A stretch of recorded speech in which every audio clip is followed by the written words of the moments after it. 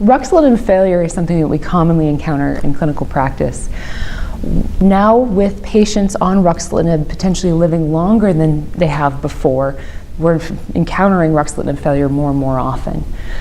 We also have more and more patients going on to ruxolitinib, again, the only FDA-approved agent in myelofibrosis, so it's becoming more of an issue. Although some patients can stay on ruxolitinib and have good response for a long period of time, usually by 2 to 3 years, patients will inevitably lose response to ruxolitinib. Discontinuation of ruxolitinib treatment can be precipitated by many different items.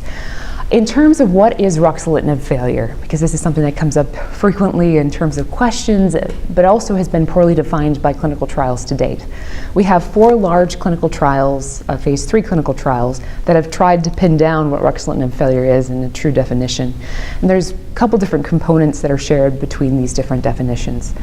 Number 1 is duration of ruxolitinib use. So the 4 main trials, again, that I've mentioned, it was the COMFORT-2 trial, the JAKARTA-2 trial, the SIMPLIFY-2 trial, and the PAC-203 trial. They used a definition of anywhere between ruxolitinib use for 14 days to 28 days to 3 months before they felt that someone could be deemed to have ruxolitinib failure.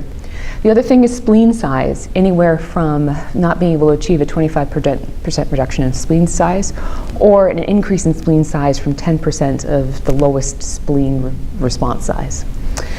Other thing is disease progression. They usually define this, if they do use this as one of the markers of ruxolitinib failure, as having blast count in the peripheral blood of more than 20% over 8 weeks or 20% blast in the bone marrow, which is a true definition of AML.